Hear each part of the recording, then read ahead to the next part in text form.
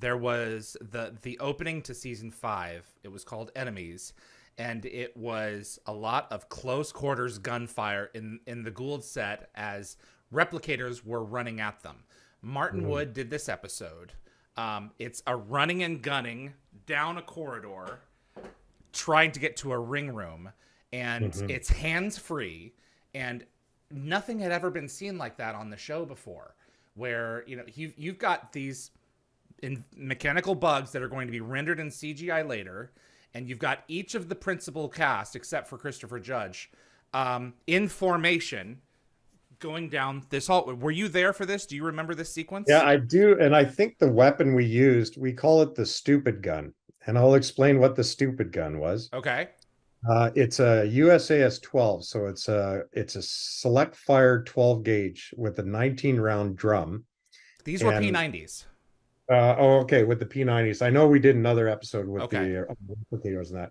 Well, the P90s, what happened was is there's still a lot of concussive effect on it, and they're firing P90s all over the place with these 50 round magazines. And Martin is trying to explain they're going to come from this side, they're going to come here, they're going to come up the wall and come down, and they're all going to be coming at you very quickly. And I think Amanda or Chris says, "Well, where do we shoot?" And Martin just said, "Shoot everywhere." Yeah, yeah. You It know, was and it was Amanda, obviously, Michael, and Rick in this uh, sequence. right. And I remember because I was helping with the camera. The camera was it wasn't on a dolly because otherwise you'd see the dolly. It was on a steady cam, and I think Nathaniel was our camera operator. They didn't know how to protect him. And because of the gunfire, I says, "Look, I know how to do this. Give me a handheld shield." I said, "Nathaniel and I are going to wear some Kevlar vest in case we come outside the shield. We're going to wear full face shields, ear protection." We had earplugs and ear protection because I had all those P90s shooting in our general direction towards us as we're coming up towards the cast. And I just remember after the first take, Nathaniel put the Steadicam on its stand, and he kind of leaned over the garbage can, and I'm like, "Are you okay?" He says, "I just might throw up here." But he was fine. It was because of the concussive effect, right? Yeah. I don't think he was realizing, and I'm warning them. I said, "Look, there's going to be a lot of pressure here. You're in a I'm closed used to space. You're in a very set. close space, right in the set. The walls, the sound is just coming right at us. All the concussive effect, all the shock waves are coming towards us. So I don't think I was used to it being ex-military. I'm like, Mm-hmm. okay, I've done this a million times, and I did warn Nathaniel. And then he had a dolly grip behind him too, right? Because I'm holding the shield in front of him while the dolly grip is guiding him in so he doesn't tip over with the very expensive Steadicam. So there's three of us moving in towards the cast. And I had two extra armors with me that day to help reload magazines and stuff like that. But I do remember that sequence very well. And we ended up doing, I think, 4 takes or 5 takes. Then we went in for coverage, and then we had to Yeah. do the reverse of it. Reverse was much easier because camera didn't need protection. Yeah. We're behind the brass of the P90 ejects straight down. Nobody's in any danger whatsoever. I had lockups on the very end of the sets to make sure nobody wandered in, what we call a bogey, Mm-hmm. right? That's somebody that just wanders into set accidentally. So I had all the angles checked, and I always had constant communication with the first AD. That is the lifeline of any production.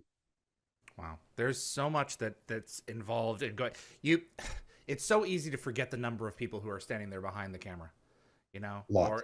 or on that side of production, and you have to keep an eye on all of them when this metal is just, at least with the P90s, most of them go down, but I mean, it's like this is a random situation, especially that I'll never forget that sequence.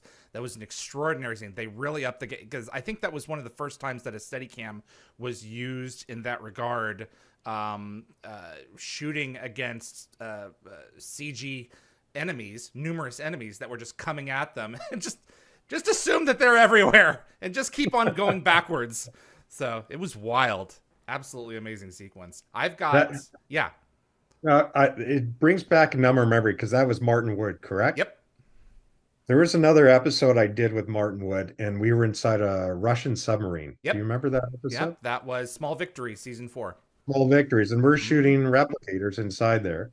And I think it was Chris Judge, and he had the full auto shotgun, the USAS 12, the stupid gun. I named it because Okay. the concussive effect is just stupid. It's massive fireball, and it's a big boom. It's actually louder than a live round going off. So they built this cutaway version of a submarine. We had a half version of it inside one of the stages. And Martin wanted to do this very unique shot. And I hope this didn't sidetrack you too much, but he No, wanted please. to do this amazing shot. He says, look, I want to look over the gun. I want to shoot in every direction on this submarine. Obviously not inside the stage, but seeing 180 degrees. And he had this little camera that he's holding, and the gun is here, and I'm wrapped around him. My body is right up against his back, and I'm wrapped around. I'm basically spooning him, and I'm wrapped around him with the shotgun, and everything ejects to the right on the USAS 12. It has a 19 round drum, and he says, and we rehearsed it, him and I said, where do you want me to shoot? He goes, everywhere and everything, because the replicators are going to be, I'm They're like, coming. and we had light bulbs in the set because it's a red light, right? Uh-huh. And then Martin whispers in my ear just before I'm about to go hot with the shotgun. He goes, make sure you hit the light bulbs. I'm like, oh, great. Now the lighting department's going to hate my guts because I'm going to shatter their lights. And sure enough, there's 2 light bulbs that are in my vicinity. And I save the last few rounds and I go boom, boom. And the light bulbs shatter. And the sound guys, of course, they got to kill the breaker on it. They got to disconnect the lights. Well, there's no bulbs, so they have to unscrew it Ah. weird manner. Well, we did that probably 7 times.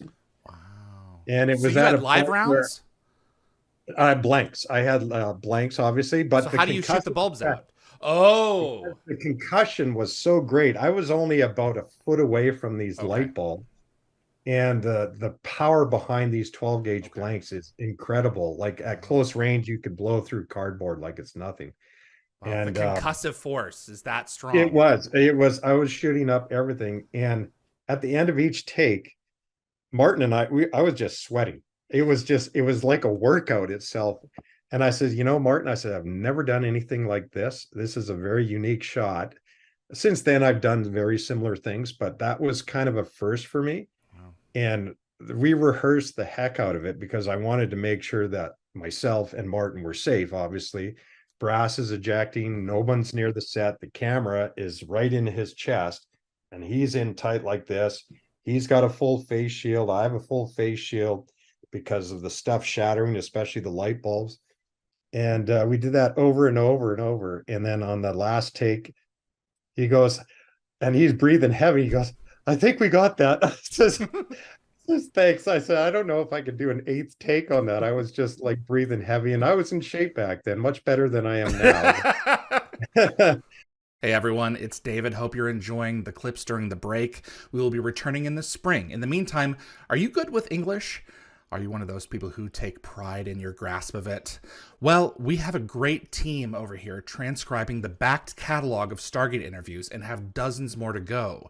If you're interested in joining me and a small Stargate diehard community looking to preserve the stories brought to Dial the Gate into text form, then please email me at dialthegateshow@gmail.com. There's a little something in it for you, and you'll be helping to pass along the stories to future generations of fans who have yet to discover the show.